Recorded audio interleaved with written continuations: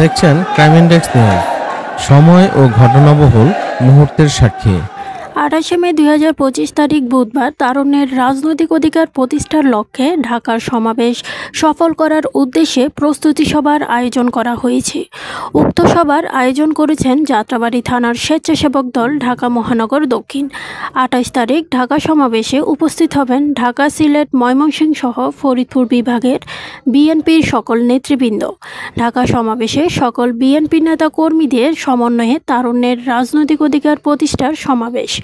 সমাবেশে বক্তব্য রাখেন দীন ইসলাম দিনা, সদস্য সচিব, যাত্রাবাড়ী থানা স্বেচ্ছাসেবক দল ঢাকা মহানগর দক্ষিণ। পরামর্শ এবং সকল বুদ্ধি পরামর্শ দিয়ে যারা নাকি আমাদের এই ঢাকা মহানগর দক্ষিণের প্রতিটি থানাকে আগিয়ে রেখেছেন, বিশেষ করে যাত্রাবাড়ী থানা স্বেচ্ছাসেবক দলকে, যারা 24টি থানার যে দক্ষিণ অধীনস্থ থানা আছে, সবচেয়ে শক্তিশালী থানা যাত্রাবাড়ী থানা স্বেচ্ছাসেবক দল। ইতিমধ্যেই আমাদের ঢাকা মহানগর দক্ষিণের থেকে আমরা অনেকবার উপহার পেয়েছি বা প্রশংসিত হয়েছি।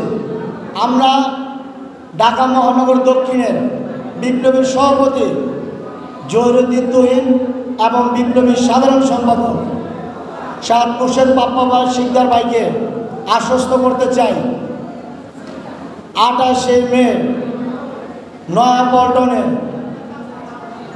ঢাকা মহানগর দক্ষিণ যাত্রাবাড়ী থানা স্বেচ্ছাসেবক দল সর্বোচ্চ নেতাকর্মী নিয়ে সেই পল্টন মধ্যে উপস্থিত হবে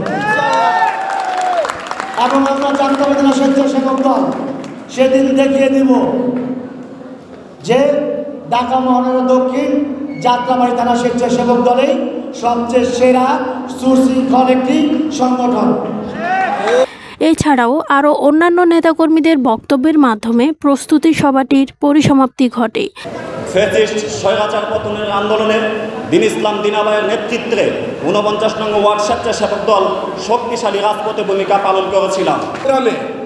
যাত্রাবাড়ী থানা 50 নম্বর ওয়ার্ড, যে ওয়ার্ডটা যে থানাটায় আমি আমার যাত্রাবাড়ী থানার সংগ্রামী সদস্য সচিব দীন ইসলাম দিনা ভাইয়ের নির্দেশনা 28 তারিখে সমাবেশ সফল করার জন্য সবাই আমরা রাজি আছি তো?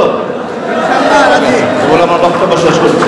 সবাইকে 50 নম্বর ওয়ার্ড বিএনপির পক্ষ থেকে ঢাকা 5 আসন মা মাটি ও মানুষের নেতা জনতার এমপি আলহাজ নবীলা নবী সাহেবের পক্ষ থেকে রক্তিম শুভেচ্ছা ও সালাম জানাচ্ছি। আসসালামু আলাইকুম ওয়া রাহমাতুল্লাহি ওয়া বারাকাতুহু। 28 মে 2025 তারিখ বুধবার ঢাকার সমাবেশটি নয়াপল্টন ঢাকা বিএনপির কেন্দ্রীয় কার্যালয়ের সামনে দুপুর 2টায় অনুষ্ঠিত হবে।